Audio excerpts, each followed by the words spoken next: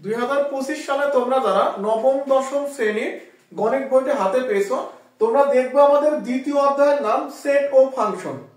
আর set function অধ্যায়টা মোট দুই ভাগে বিভক্ত। আমাদের দ্বিতীয় অধ্যায়টা ছিল 2.2 অর্থাৎ ফাংশন রিলেটেড।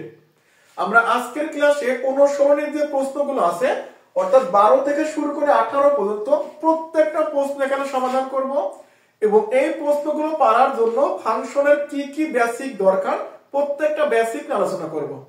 তুমি যদি আজকের ক্লাসটা মনোযোগ সহকারে দেখো, তোমাকে এতটুকু এনশিওর করতে পারি তুমি 2.2 এর পরীক্ষায় যে ম্যাথই আসুক প্রত্যেকটা ম্যাথ আমরা পারবো। তুমি যত দুর্বল স্টুডেন্টই হও না কেন, তুমি আজকের ক্লাসটা দেখো, তুমি অবশ্যই ফাংশন সম্পর্কে একদম পূর্ণাঙ্গ ধারণা পেয়ে যাবে। তো চলো আমরা শুরু করি।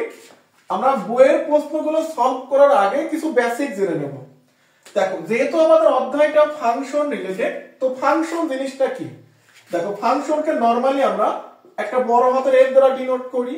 তো এই ফাংশনের মধ্যে আমরা একটা ভেরিয়েবল বা চলক নিয়েছি, কি বলো? এক্স। আমরা ফাংশনের মধ্যে একটা চলক কি নিয়েছি বলো? এক্স নিয়েছি। তো তুমি এইখানে যে চলকটা নিবা, তোমার আউটপুট হিসেবে সেম চলকের মান থাকতে হবে। তো ধরো আমরা একটা ইকুয়েশন নিয়ে নিলাম 2x² প্লাস 5x প্লাস 6। তাহলে এটা কি বলো? এটা x চলকের একটা বহুপদী। আমাদের যখন এইখানে চলকটা x নেবা, তখন আমাদের এই বিতর্কর মানগুলো কিসে থাকতে হবে? x এ থাকবে। এখন যদি আমরা x এর পরিবর্তে y নিই, ধরো তুমি x এর পরিবর্তে কি নিলা? y নিলা। আগে যখন x ছিল তখন তো এখানে x বসছে, বাট এখন তুমি কি নিছো বলো? y। তো মান সেম থাকবে, শুধু x এর স্থলে কি বসবে? y হবে। অর্থাৎ 2y² প্লাস 5y প্লাস 6।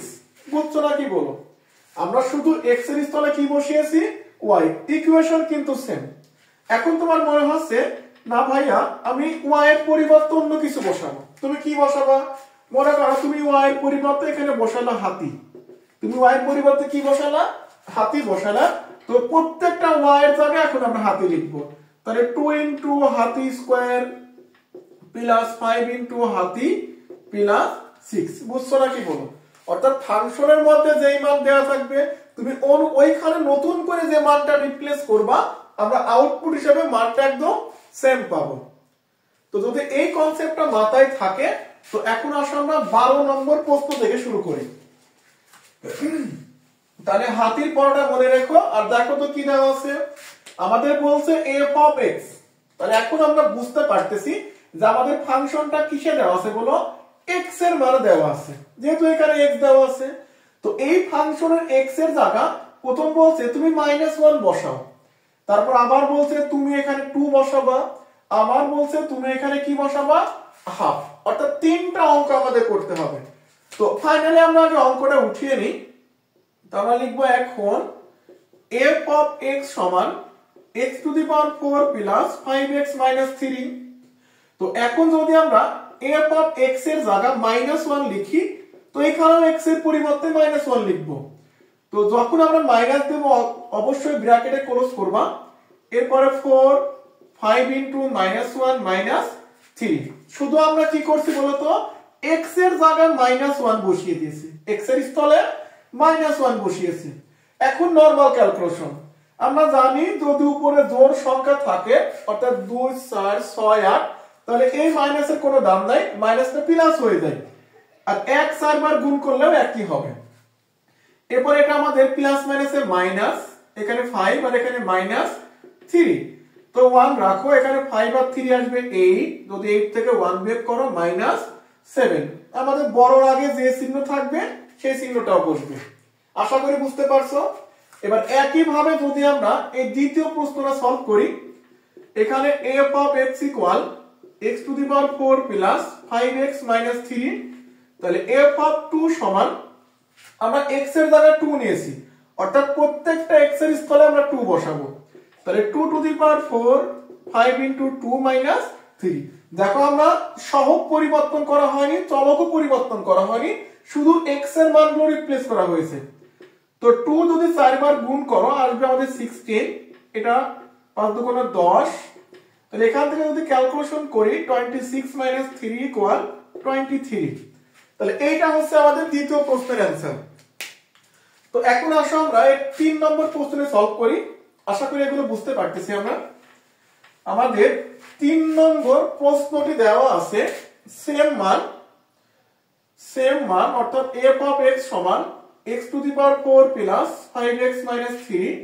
তো যদি f of x এর স্থলে এবার হাফ বসাও তাহলে আমাদের অ্যান্সার হবে have to the power 4 plus 5 into half minus 3। তো আমরা জানি যদি একটা পাওয়ার সবার উপরে থাকে তাহলে ওই পাওয়ারটা ভিতরের সবার সাথে গুণ হবে। অর্থাৎ যদি 1 তুমি 4 বার গুণ করো তাহলে 1 কত হবে 1ই। 1 কে তুমি 1 কোটি বার গুণ করো তাও 1ই থাকবে আমাদের। বাট 2 কে যদি তুমি 4 বার গুণ করো তাহলে উত্তর আসবে 16। দেখো 2 টু দি পাওয়ার 4 মানে কত 16, আর এই 5 টা আমরা 1 এর সাথে গুণ করে দেব 5/2 - 3। যদি এইটা একটু লসাগু করো অর্থাৎ এখানে 16 আর 2, আর অ্যাটলিস্ট আমরা সবাই লসাগুটা বুঝি, যারা একটু বোঝো না মনোযোগী হও। যেহেতু জোড় সংখ্যা 2 দিয়ে লসাগু করা যাবে, 2 দিয়ে 8 16 ভাঙলে হবে 8, আর 2 এর মধ্যে একবার যায়। এবার 8 দুগুণে 16, 16 একে 16, তাহলে এই 16 আসবে আমাদের লসাগু। তো লসাগুর রুলস ছিল কি এই হরের মানগুলো ভাগ করতে হয়। তাহলে 16 আর 16 মিলে গেছে মানে ভ্যানিশ, থাকবে আমাদের লবে 1। আর এখানে 2 দ্বারা 16 ভাগ করলে হবে 8, 8 দ্বারা যদি লবের এই মানে গুণ করো 5 × 8 = 40, আর সংখ্যা একটা থাকলে একবারে গুণ করতে হয়। তাহলে 3 16 কত হলো 48।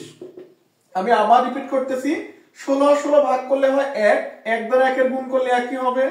2 দ্বারা 16 ভাগ করলে হবে 8, যদি 8 দ্বারা 5 এর গুণ করো 40, সংখ্যা একটা থাকলে একবারে গুণ করতে হয়। 3 16 48। এবার যদি আমরা একটু যোগ করে নেই তাহলে আমাদের অ্যান্সার আসছে কত দেখো তো, 40 আর 1 41 -48 অর্থাৎ -7/16। এইটা হচ্ছে আমাদের ফাইনাল অ্যান্সার। তাহলে এখন বলো আমরা 12 নম্বরের ক নম্বর প্রশ্নটা বুঝছি কিনা। যদি ক নম্বর প্রশ্নটা বোঝো তাহলে আশা করি আমরা 13 এখানে 14 যে প্রশ্নগুলো আছে এই প্রশ্নগুলো ইনশাআল্লাহ পারবো। তো এখন আমরা আসো এই 13 নম্বর অঙ্কটা করি। আমাদের 13 নম্বর প্রশ্নটা দেখা যায় এই প্রশ্নটা প্রায় সময় আমাদের পরীক্ষায় ক নম্বরের জন্য আসে। আমি তোমাদের প্রশ্নগুলো দাগিয়ে দিচ্ছি আগে। আমাদের 13 নম্বর প্রশ্নটা সৃজনশীলের ক নম্বরের জন্য অনেক গুরুত্বপূর্ণ। এই প্রশ্নটা অনেক গুরুত্বপূর্ণ 13 নম্বর। আর এখান থেকে আমাদের 15 নম্বর এবং 16 নম্বর এই দুইটা প্রশ্ন আমাদের সৃজনশীলের খ নম্বরে সবচেয়ে বেশি আসে। খ গ দুইটাতেই আসে, বাট খ নম্বরে একটু বেশি আসে। আর এই 18 নম্বর প্রশ্নটা অনেক গুরুত্বপূর্ণ, এইটা আমাদের সৃজনশীলের গ নম্বর প্রশ্নে আসে।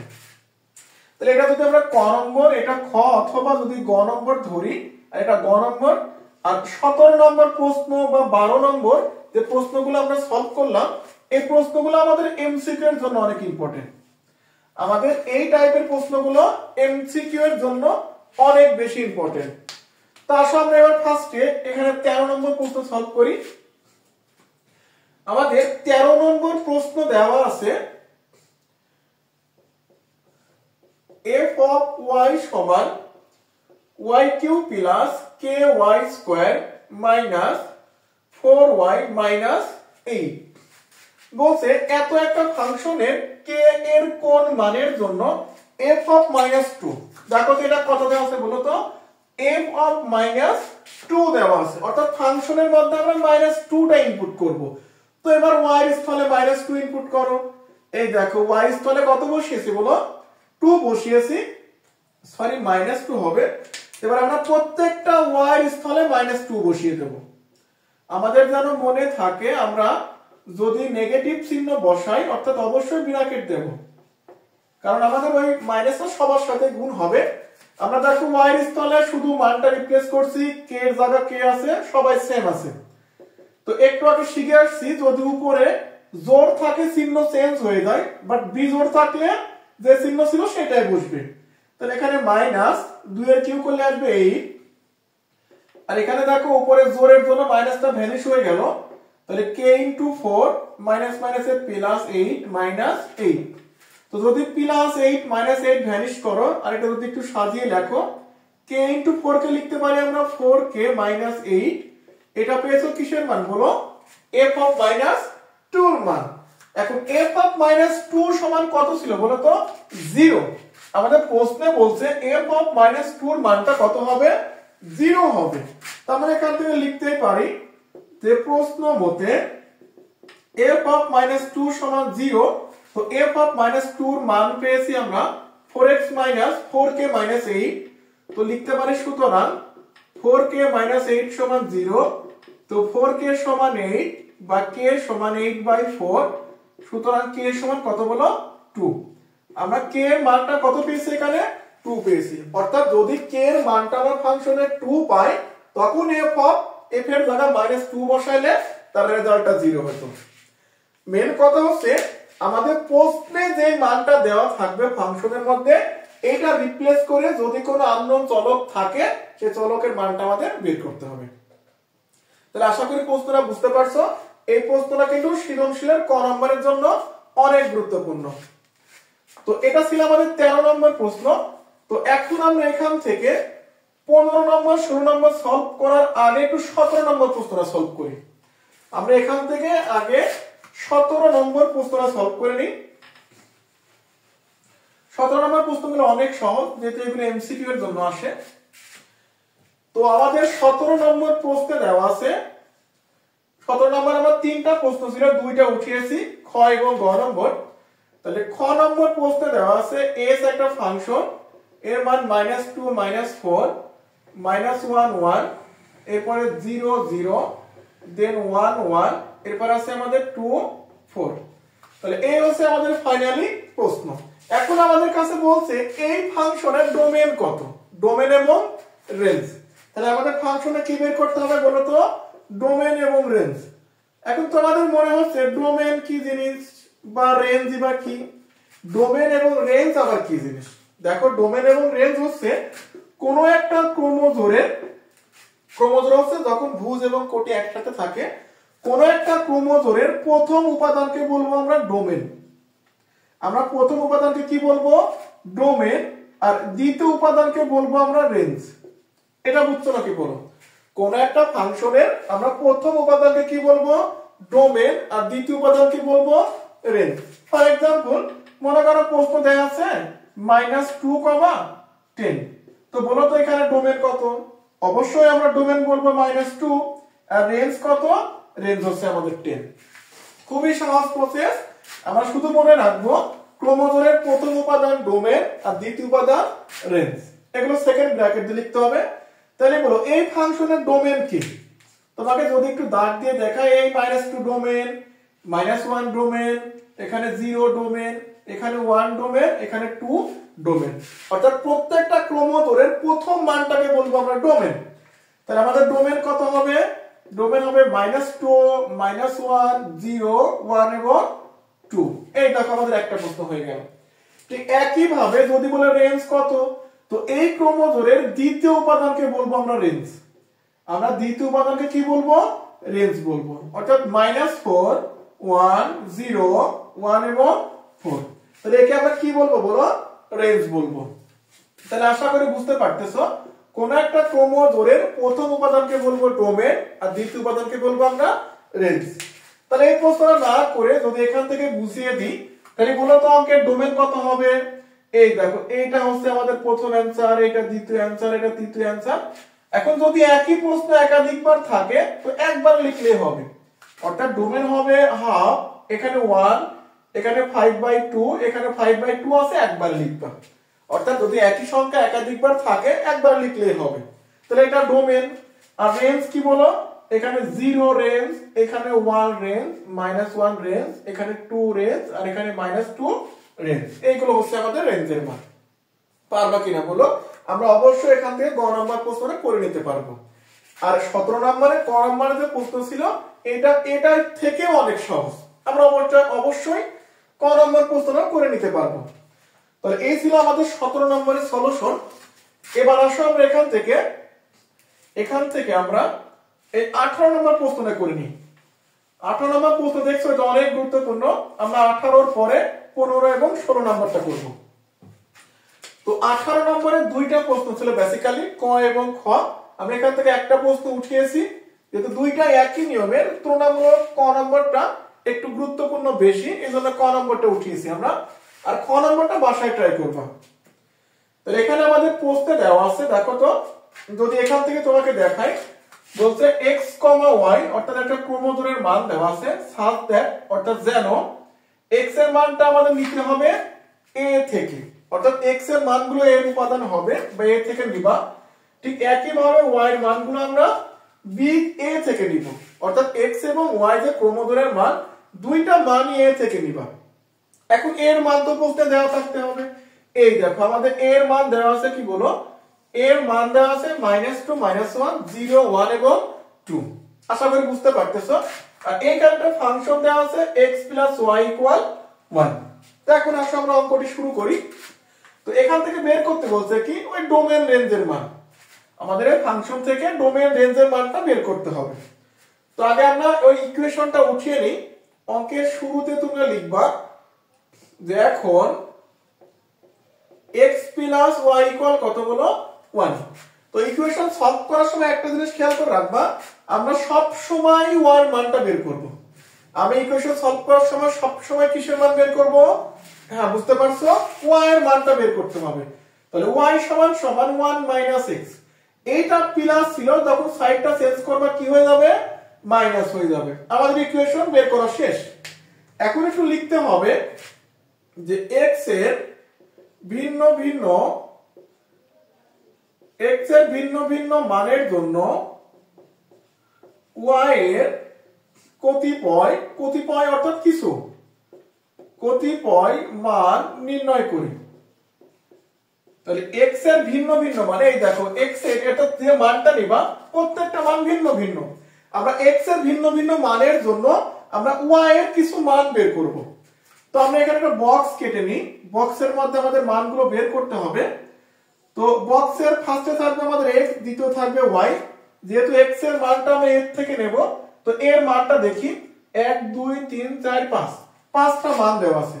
তো একটা খোপ, দুইটা, তিনটা, চার, পাঁচটা। প্রথমে আছে -2, -1, 0, 1 এবং 2। এই দেখো, এই হচ্ছে আমাদের এর মান, কারণ বুঝতে বলছে x এর মানটা এর থেকে নিতে হবে। তো এর ভ্যালু আমরা বসিয়ে দিলাম। তো এখন কি করব, এই যে তুমি x এর মানটা -2 যে নিছো, এই -2টা ইকুয়েশনে বসাইতে হবে। অর্থাৎ x এর মান এই যে -2 আমরা এখানে বসায়ে y এর যে ভ্যালু পাবো সেই ভ্যালু এখানে লিখতে হবে। তো একটা তোমাদের রাফ খাতায় করে দেখাই, y = 1 - x, 1 - x এর মান কত নিয়েছো, -2। তো 1 - এর +2, এখানে কত আসবে বলো, 3 আসবে। তাহলে x এর মান যখন তুমি -2 নিছো, তখন y এর মান কত পেয়েছো, 3। এই দেখো y এর মান 3 বসিয়ে দিলাম। আমি আর একটা ক্যালকুলেশন করে দেখাই, যখন আমরা x এর মানটা -1 নেব, তখন আমাদের দেখো তো y এর মান কত আসবে, তখন y এর মান আসবে আমাদের 2। আশা করি বুঝতে পারতেছো, মাইনাস এর প্লাস। তাহলে x এর মান যখন 0 নিবা, y এর মান আসবে 1, x এর মান যখন 1 নিবা, y এর মান আসবে 0, x এর মান যখন 2 বসাবা, y এর মান আসবে -1। তাহলে x এর মান যখন আমরা 2 বসিয়েছি, আমাদের y এর রেজাল্ট কত আসছে, -1। এখন একটা জিনিস খেয়াল করো, আমরা তো x এর মানগুলো দেখে বসালাম, বাট প্রশ্নেও তো বলা ছিল y এর মানটা আমাদের a থেকে আসতে হবে। অর্থাৎ এইখানে যে y টার রেজাল্ট পেয়েছি, এই মানটা যেন আমাদের এর মধ্যে থাকে। তাহলে এখন দেখবো এই মানগুলো এর মধ্যে আছে কিনা। এখন বলো, এই 3 এই মানটা কি এর মধ্যে আছে, না কোথাও নাই। 3 এই মানটা এর মধ্যে নাই। তাহলে আমরা কি বলবো, 3 এর মধ্যে নাই। এবার দেখো 2 এর মধ্যে আছে, 1 এর মধ্যে আছে, 0 -1 সবাই এর মধ্যে আছে। তাহলে শুধু নাই কে বলো, 3। তাহলে বলবো 3 does not belongs to a। এই যে এই চিহ্নের নাম কি বলছি আমরা, does not belongs to, অর্থাৎ 3 এর কোনো উপাদান না। তাহলে আশা করি এতটুকু বুঝছি। তাহলে এখন বলো, এই 3 তুমি তো পেয়েছো, এটা কোন মানের সাহায্যে পেয়েছো, ডেফিনেটলি -2 সাহায্যে। তাহলে যখন আমরা ক্রোমোজোম ধরে মানটা বাদ দেব, তখন সেটা মেন ফাংশন থেকে বাদ দিতে হয়। অর্থাৎ আমরা লিখবো -2 3 does not belongs to কি বলো, f। আর এইটাই আমরা ভুল করি, যখন একটা সিঙ্গেল মান y টা বাদ দিছো, তখন শুধু a থেকে, কারণ বলাই ছিল তুমি y এর মানটা a থেকে নিবা। বাট যখন আমরা ক্রমযোগ ধরে এক্স ওয়াই মানটা বাদ দিবা তখন সেটা টোটালি ফাংশন থেকে বাদ দিতে হয়। তাহলে এখন বলে এটা বাদ দেওয়ার পর অবশিষ্ট কি আছে, তাহলে অবশিষ্ট আছে আর এখানে -1 2, এখানে 0 1 1 0, আর একটা দেওয়া আছে আমাদের 2 -1। আশা করি বুঝতে পারছো। তাহলে এই যে আমরা মানটা বের করলাম এটার নাম বলা হয় তালিকা পদ্ধতিতে প্রকাশ করো। তাহলে আমরা যে মানটা বের করছি এটাকে কি বলে, তালিকা পদ্ধতিতে প্রকাশ করো। যদি এখান থেকে ডোমেন বের করতে বলে আশা করি তুমি ডোমেন পারবা। প্রত্যেকটা প্রথম মান অর্থাৎ -1 0 1 এবং 2 যদি বলে রেঞ্জের মান কত হবে তুমি অবশ্যই পারবা। এটা আসবে আমাদের 2 1 0 -1। এই হচ্ছে আমাদের ফাইনালি অ্যানসার। এই প্রশ্নটা কিন্তু পরীক্ষার জন্য অনেক গুরুত্বপূর্ণ। আমি তোমাদের সর্বোচ্চটা দিয়ে বোঝানোর ট্রাই করছি। যদি এর পরেও তোমাদের কোথাও বুঝতে কোনো রকম কনফিউশন হয় বা এই 18 নম্বরের খ নম্বর করতে গিয়েও কোথাও কনফিউশন হয় অবশ্যই কমেন্টে জানাবা। আমি ইনশাআল্লাহ তোমাদের এই প্রশ্নের সমস্যা থাকলে সলভ করব, অথবা খ নম্বর না পারলেও আমি দ্বিতীয় ভিডিওতে খ নম্বরটা সলভ করে দেব। তবে তোমাদের খ নম্বরটা আপাতত হোমওয়ার্ক থাকবে। বুঝতে পেরেছো? তো এইবার আসো আমরা এখান থেকে 17 নম্বর প্রশ্নটা সলভ করি। যেহেতু ক্লাসটা অনেক লং হয়ে যাচ্ছে তো আমরা চেষ্টা করব এগুলো দ্রুত শেষ করে দেওয়ার জন্য। তো আমাদের 16 নম্বর প্রশ্নে দেওয়া আছে g of x সমান, আমাদের 16 নম্বর প্রশ্নে দেওয়া আছে g of x সমান 1 plus x square plus x to the power 4 divided by x square. এইটা দেওয়া আছে আমাদের 16 নম্বর প্রশ্নে। আর প্রমাণ করতে বলছে যে এই ফাংশনের মধ্যে যদি 1/x এর মান বসিয়ে তুমি যে রেজাল্টটা পাবা একই ভাবে যদি ফাংশনের মধ্যে শুধু x স্কয়ার বসাও তাও তুমি সেম রেজাল্ট পাবা। বুঝছো নাকি বলো? আমাদের এই ফাংশনের মধ্যে প্রথমবার কত বসাইতে হবে, 1/x স্কয়ার। তাহলে লিখবো g ইকুয়াল 1/x স্কয়ার। এই দেখো বসিয়ে দিলাম। আমরা x এর জায়গায় যখন 1/x স্কয়ার লিখছি এখন আমরা কি করব, এই x এর স্থলে শুধু 1/x স্কয়ার লিখে দেব। ভালো করে বুঝো, আমরা x এর স্থলে কি লিখবো, শুধু 1/x স্কয়ার লিখে দেব, বাকি সব সেম থাকবে। বাকি সব আমাদের সেম থাকবে। আমরা শুধু x এর স্থলে কি লিখে দেব বলো, 1/x স্কয়ার লিখে দেব। তাহলে আশা করি আমরা বুঝতে পারতেছি আমরা শুধু x এর স্থলে 1/x স্কয়ার লিখেছি। এখন যদি আমরা মানগুলো রিপ্লেস একটু গুণ করে নিই, 1 দুইবার গুণ করলে 1 আসবে, x যদি আমরা রাখি এটা 2 দোকানে কত হবে 4 প্লাস 1 ডিভাইডেড বাই এটা গুণ করলে আসবে 4 দুগুণ 8 ডিভাইডেড বাই যদি এটা গুণ করো 1 ডিভাইডেড বাই x টাকে রাখতেছি এটা 2 দোকানে কত হবে 4। আশা করি আমরা গুণ করা বুঝছি, কারণ এই পাওয়ারটা তো পাওয়ার গুণ হয় তাই না। তো x টা তুমি রাখবা এটা 2 দুগুণ 4, x টা রাখবা এটা 4 দুগুণ 8, x টা রাখবা এটা 2 দুগুণ 4, আর 1 তুমি যদি 1000 বার গুণ করো 1ই হবে। তো এখন আসো আমরা এখান থেকে যদি একটু লসাগু করি, আমাদের এই মানটা যা আছে রেখে দিলাম, যদি এই মানটুকু লসাগু করি তাহলে লসাগু রুলস হচ্ছে আমাদের চলকের ক্ষেত্রে যে সর্বোচ্চ পাওয়ার বিশিষ্ট পদটা আমাদের লসাগু আসবে। অর্থাৎ x টু দি পাওয়ার 8 যদি লসাগু নিই, x টু দি পাওয়ার 8 যখন 1 এর সাথে গুণ দিবা তখন হবে x to the power 8 plus, এখন দেখো আমরা আগে শিখছি হর আর হরের মান ভাগ করতে হয়।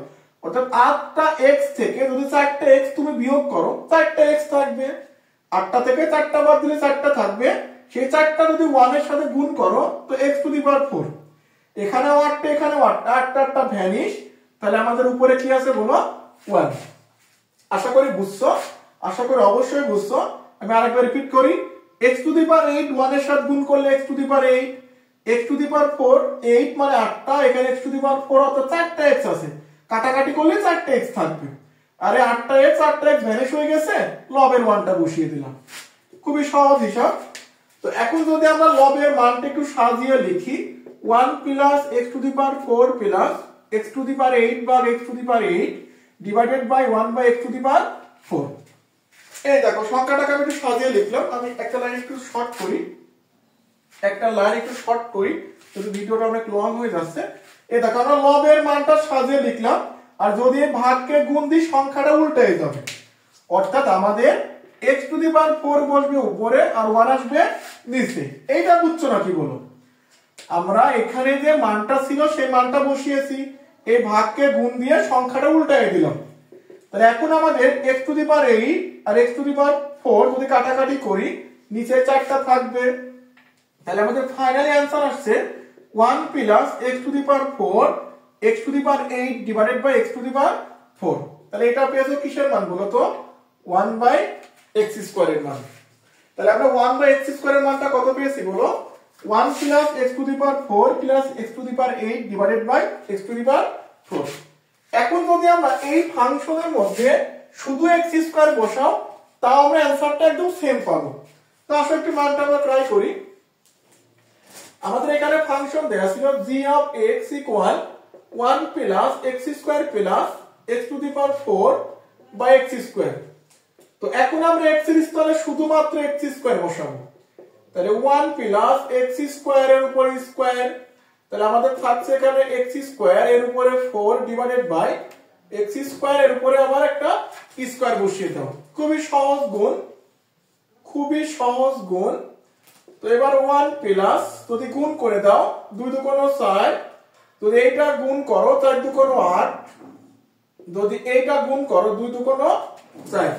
তাহলে দেখো তো আমরা g অফ x স্কয়ার এর মান কত পেয়েছি। তো একটু মিলায়ে দেখো তুমি বুঝতে পারবা আমরা এইটার যে মান পেয়েছি এখানকার মানটা দেখো একদম সেম পেয়েছি। অর্থাৎ আমরা বলতেই পারি আমাদের বাম পক্ষ ডান পক্ষের মান সমান। তো ফাইনালি আমরা লিখে দেব আমাদের বাম পক্ষ থেকে যে आंसरটা আসছে আমাদের রাইট হ্যান্ড সাইডের आंसरটা একদম সেম। আশা করি এতে কোনো বুঝতে সমস্যা নাই। তাহলে এই ছিল আমাদের 16 নম্বরের প্রমাণ। তাহলে আজকের ক্লাসে আমাদের সর্বশেষ এবং সবথেকে গুরুত্বপূর্ণ একটা প্রশ্ন হচ্ছে 15 নাম্বার প্রশ্ন। আমরা এই প্রশ্নটা সলভ করে আজকের ক্লাসটা শেষ করব। তো আসো আমরা ঝটপট 15 নাম্বার শুরু করে দিই। আমাদের অলমোস্ট 15 এবং 16 নাম্বার প্রশ্ন প্রায় সেম, একটু ডিফারেন্ট আছে বাট খুব বেশি ডিফারেন্ট না। তো আগের অঙ্কের মতোই আমাদের এখানে 15 নম্বর প্রশ্নে বলছে f of x equal 2x plus 1 divided by 2x minus 1। তাহলে আমরা এই ফাংশনের মধ্যে 1 by x স্কয়ার বসিয়ে দেব। যেহেতু একদম লেকচারের শুরু থেকে আমরা একই কথা বলতেছি কিভাবে মানগুলো বসাইতে হবে, আশা করি এটা আমরা বুঝছি। শুধু x এর জায়গায় 1 by x স্কয়ার বসিয়ে দেব। এখন মনে আমরা এই লেকচার দেখার শেষে কিন্তু সর্বশেষ অঙ্ক এটা মনে হয় বোঝানো লাগবে না যে আমরা কিভাবে এই প্রশ্নটা সলভ করব।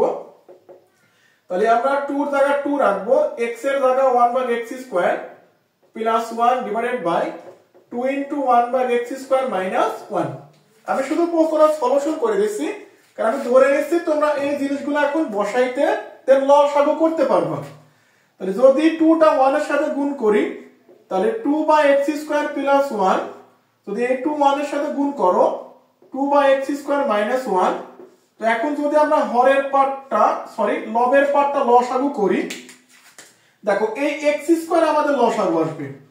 আমরা x স্কয়ার ভ্যানিশ, আমাদের লবে থাকবে 2। তো এই x স্কয়ার যদি 1 এর সাথে গুণ করো তাহলে আমাদের আসবে কত বলো? x square.